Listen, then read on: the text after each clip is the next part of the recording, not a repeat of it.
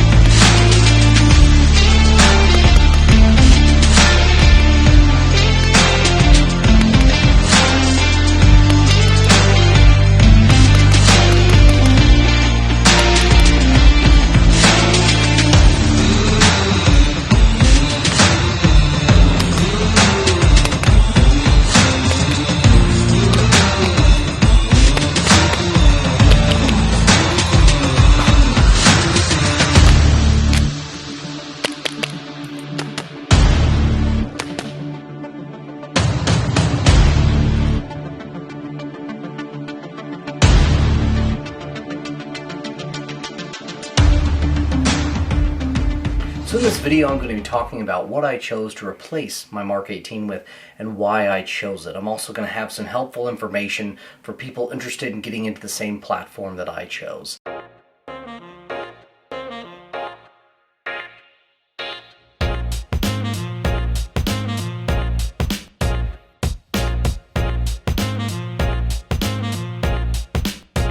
Now, I do want to emphasize this is not in whatsoever any way a review on the 6-hour MCX Virtus or MCX Gen II, whatever you want to call it.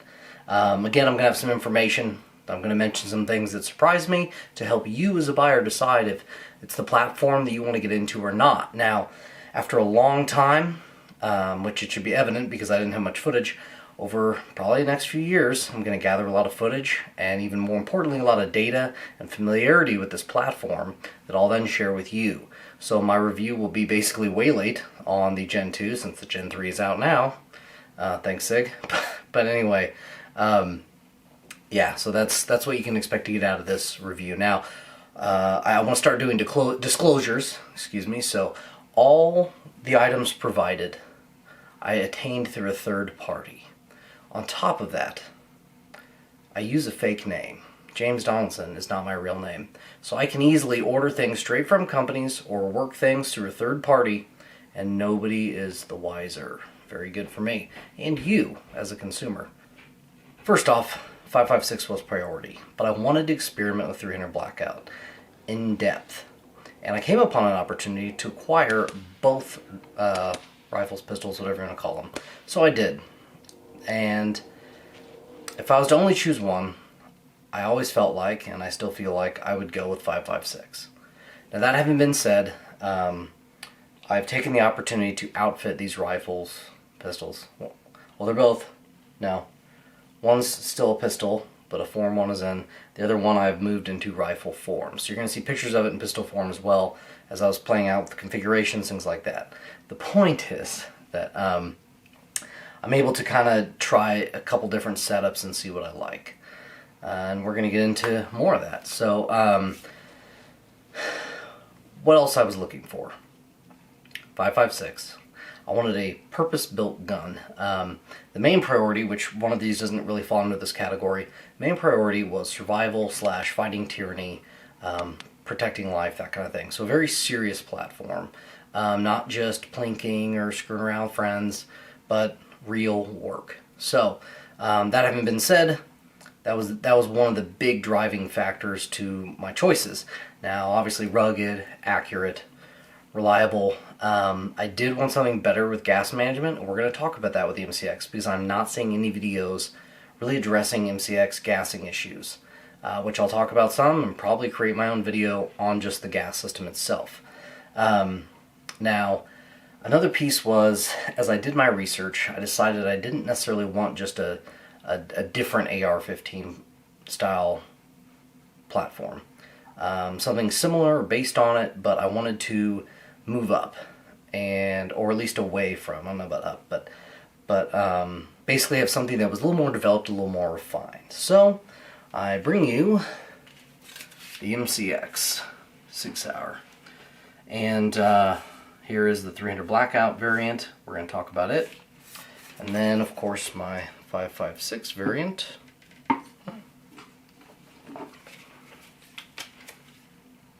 Right here. Yes, stock folded. It is a stock 16-inch barrel. It's a rifle, bitches. What's up? So anyway, let's talk the MCX. So I'll say again, unless I cut it out earlier, then I'm saying it for the first time.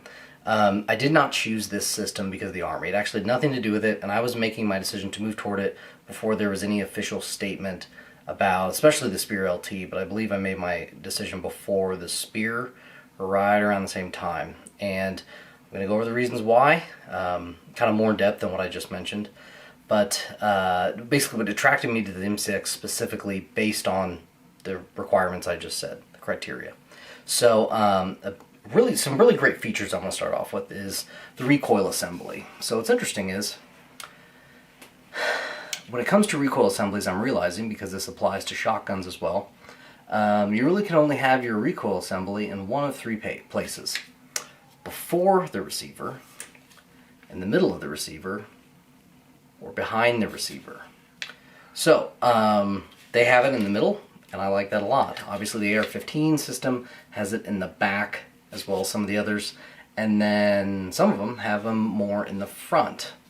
So, the front is obviously going to add weight up there. Think like, granted these are shotguns, but the Benelli M2, and guns based on that, like a Stoeger M3000, their recoil assemblies are in the front. Then the Benelli Vinci and Super Vinci, which I think have been discontinued, their recoil assemblies are in the middle, and then the Super Black Eagle has the recoil assembly in the back. So, different ways to balance it, different ways to make things happen. For instance, because it's in the middle, I can fold the stock, which I shoot enough before work and then take my gun into work so I don't leave it in the car, that I would like something a little less conspicuous. So even if which I'm terrible about having it in a bag, but even if it's not in a bag, if it's more compact in its configuration, it's going to be a little easier to just kind of walk in and no one really see what I'm doing. Inside work, they don't care, but outside work, you never know.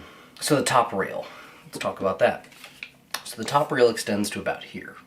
And so when it comes to mounting things on, you get a really solid connection. Whereas a normal AR, it would end about here. So you're getting, I mean, about 6 inches. 6 inches is a lot. And so anyway, yeah, you're gaining a lot of real estate on something that's going to be hard connected to the upper receiver, therefore the barrel, etc. So another fantastic deal. Ambi controls, I mean, safety, kind of easy, it's a gimme. Granted, being the Gen II, not the Gen III, I do not have ambi bolt release, which is kind of sad. Not kind of sad, it's extremely sad. And then moving on, I also really like having the ambidextrous magazine feature. Because for messing with problematic magazines, round, all that kind of thing, it is really nice for whatever reason, just being able to just manhandle right there and pull a magazine out. So, I really like that feature. Now, part swapping. Let's say I SBR'd the wrong lower. I could just swap all the parts around myself, and I'm going to get into this more, but the barrel being a really big thing that's easy to swap out. I switched from the 11.5 inch barrel, making it a 5.56 pistol, and I swapped it out to 16 inch.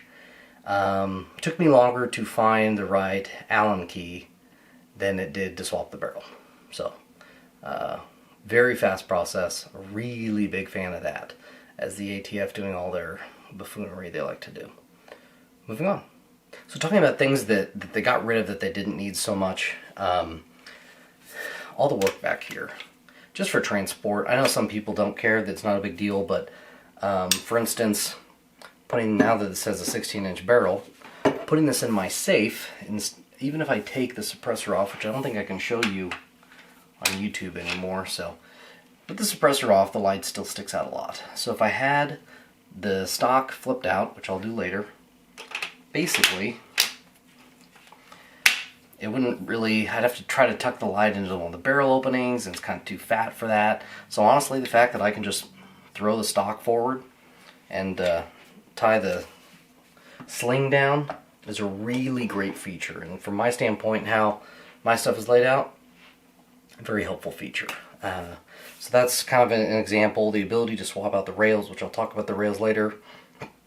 The adjustable gas system, just adding some features, like I said, the rail extending forward. The internal QDs, like on the rails in the back. Ambidextrous controls, the ability to swap out this part, which on the inside will wear out over time. Of course, tens of thousands of rounds probably. And then you can have a forward assist, or you can swap it out with a part to get rid of it. Just well thought out, well engineered. And of course, magazines with the stock adapter I have on the 5.56. It means I can pretty much put any stock on it. So that's a Magpul stock I'll talk about in a video where I do my breakdowns of the guns. And then there is some aftermarket support. It's not great, but the aftermarket support does exist. You got charging handles, of course, stocks, like I just said. Midwest Industries makes a rail for it as well if you don't like the SIG rail. It's probably a little more functional than SIG rail. SIG rail, I think, looks a little better. It's whatever. And then, of course, Geisley does MCX specific triggers, even though the new generation, you don't have to do MCX specific anymore, so that's great. So there are just nice things you can get that aren't SIG, that are some aftermarket. So, and I see that increasing now that the military's adopted this platform. At least seemingly they have. I foresee the aftermarket expanding. That's kind of how the AR-15 parts market got so big. Became quite ubiquitous, so there was money to be had. Next. So another thing about this platform, which I kind of mentioned earlier when I talked about my ability to alter it, is the versatility. You can really set this up for anything you need. You can put on rails to basically have a integrally suppressed gun. Also, what I like is using this setup allowed me to push this light all the way out, even with the end of the can, so there's no shadow. The ability to set it up for whatever your mission may require. Some obvious things are you probably need to re-zero if you swap barrels. If you have a laser on one of the handguard / rails, you should probably re-zero those, or at least confirm your zero. That said, I'm going to be experimenting with some of that stuff. I did get an Arasaka. Basically, it's a device that kind of makes it like the rail on the Gen III, where it's actually tightened down for structural integrity. Now there's still a little play, so I'll get into it in the other video, but I'm going to do some experimenting with that. So talking about the rail issues, first of all, both aftermarket rails I received had the wrong eyelets. So which I don't think I can show on YouTube how to take it apart, but basically you take out the takedown pin, and then the rail will slide right off. The point is that there's a little eyelet, and that's what the takedown pin slides through to secure it to the gun. They have two types of eyelets because SIG makes two types of rails. They make suppressor-friendly rails and low-profile rails. This being 16-inch low profile, then the other one being a 16-inch suppressor-friendly. So the eyelets, because the suppressors hang down a different amount, the eyelets sit at different heights. So I got a 16-inch suppressor ready handguard, had the wrong eyelet, so obviously the low profile. Then I got the low profile 16-inch handguard and had the suppressor one. I got them months apart. Had I gotten them together, I could have just swapped them. But I do want to say that SIG's customer service was outstanding. In the one scenario, I sent the rail back, and then they sent it back to me with a proper eyelet. They paid for shipping, which is a big thing for me. If you screw up, why do I have to pay shipping? So that was really great that they did that. With the other one, they actually just sent me the other eyelet, which I appreciate because it saves me time. I can swap them out. It's just 2 screws. There's no torque specs or anything, nothing crazy. So, which maybe there should be. But anyway, so I appreciated the customer service. Also, there was another time, which I'll do a whole video on the gas system separately on its own, because it's very interesting, all the differences between the calibers and barrel lengths and all that. But the point is that I got a hold of an engineer, was able to talk to them and ask some questions. I didn't have One of my pet peeves is when you call up a place, especially a gun place, and you have some detailed questions, is you have somebody just kind of looking at the manual or making recommendations off that. That's where I'm like, that I got a manual. It came with it. If I want to read it, I read it. And oftentimes I do. And if it's not answering my question or I have other questions, then that's why I'm calling you. Anyway, so my point is that any phone calls with SIG have been great. They've been super helpful. They help resolve my issue and quickly, which is a big piece of it. So, moving on from there. So somebody told me when I was first getting into the platform that they were like, yeah, there's not really a lot of parts availability. I didn't really know what that meant. I'm like, well, how much are you beating up your MCX that you need to buy new bolts and things like that? Which I should have said that out loud because they probably would have explained what they meant. Instead, I found out the hard way when I received all this and started analyzing it and checking it out is, especially with the gas issue, with my Mark 18, I was able to buy a spring coat spring for $20 and throw it in there. And it worked great. It really actually did a lot to solve my gas complaint, which was kind of funny because I did that after that video came out. But still, there's plenty of drawbacks, all that, and I was already moving this direction. So when I got the 11.5 and I was having the gassing issues, there wasn't just another spring I could get. Nobody makes a carburetor for the MCX yet. I very much like them to. So what he meant by that was that you can't just go grab this part or that part and kind of Frankenstein your gun into working.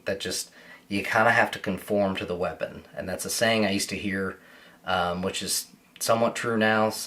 In my case, it became more true when I left the AR-15, was you have to conform to the weapon because it won't conform to you. So even with an adjustable gas block, still ran super, super gassy. And so, but I couldn't just switch out parts, so I had to swap suppressors. I had to conform to the weapon. So that's kind of what he meant. And so, however, as I said before, I think the aftermarket part choices will grow. And then he was saying like, oh, for an extra this is expensive. And he's right about that to a degree. And other people say that. But let's take getting a new barrel assembly, right? Luckily, I was given that by the third party, but I would have had to spend MSRP $699, and you can probably get it for $100 or not quite $100 less than that for a new barrel, right? So $600-700 for a barrel, that's crazy. Well, let's look at what it comes with, okay? You're talking a barrel, you're talking a gas block, you're talking a piston valve, and the knob for the piston valve. You're also talking a muzzle device, which you're probably not going to use anyway, but you might. And then also the back of the barrel is actually kind of complex because of the way it interacts with the upper. And so when you break it down, $699 for barrel, gas block, valve, knob, piston, and I forgot bolt. It comes with an extra bolt. So with all that, that's a pretty good deal for $600 to $700 when you consider the fact that I'll use as a baseline like a Daniel Defense or a BCM. Those barrels are running over $300 just for the barrel. Now granted, yes, direct impingement gas blocks are not as expensive. I understand, so consider that maybe putting a piston kit on it. Well, Superlative Arms piston kit is about $280. Adams Arms I think is around $220 and up. Now granted, both of those come with bolt carrier groups, but they're not coming with the barrel. So, you're at least at $500-600 as it is. Whereas this is basically factory made, ready to go in. You're maintaining warranty, all that. So yeah, it's in the grand scheme, it's more money, but not that much more. And it's really worth it to me. So if I may just break down all those assumptions there, and I will say that it's actually cheaper when comparing prices to just buy a whole upper versus just kind of build one over time, which is what I would be interested in doing.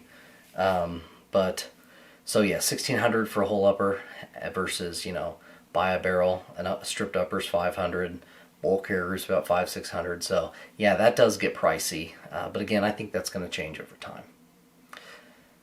Next. So one of the biggest surprises I found, I'll roll in some pictures, but the whole front of this is open. Now the main thing I would kind of figure is, to some degree or another, if stuff gets in there, which it is kind of protected by all the stuff on the side, but if stuff was to work its way back in there, which is unlikely, there's a lot of open space to push that stuff back out, which may sound like excuse making or something, but we've seen in videos already that the Virtus is really good at being ran. Even if you got to pull a charging handle a couple times, of course you can check the Garand thumb, mud test and everything, but it will power through, especially with not much love to get it going again. If you think about the Uzi, that's one of the most reliable guns ever, open bolt system, very loosely put together. While there's a lot of space for things to egress, there's a lot of space for things to, there's a lot of space for things to ingress, there's a lot of space for things to egress. Got it.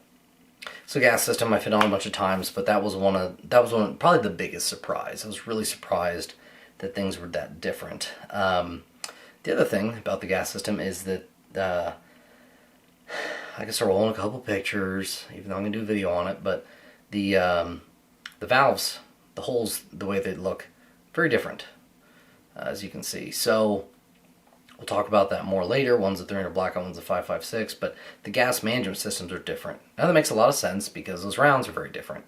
But still, to me, basically on the 300 blackout, what you need to understand is that the gas system is used differently than it is on the 5.56. So on this, basically, you're going to have it in less gas mode, suppressed or unsuppressed, with supersonic rounds. If you're going to run subsonics, which you're probably going to do suppressed, you'll run it in the plus mode, so you push down on the plus side. That's what that's for. Now the 5.56, see, I thought they worked the same. The 5.56 basically has an adverse mode, which is the plus, and suppressed or unsuppressed, no matter what ammo you're running, unless it's really weak and you need the plus, you're going to run it in the minus mode. So basically the plus is adverse, and the minus is normal, suppressed or unsuppressed. On the 300 blackout, minus is supersonic, suppressed or unsuppressed, plus is subsonic. That surprised me. So initial thoughts. The weight. It is heavy. And here's two things to consider with that. One, some weight you can train through. Something will be perceived to be heavy, and then after working with it, you decide it's not that big a deal. So maybe that's the case. The other thing is, I'm coming from pretty light setups. Mark 18 obviously, light. The rail only goes so far, so a lot of the weight is further back. All that business had a smaller optic, now I've got an LPVO.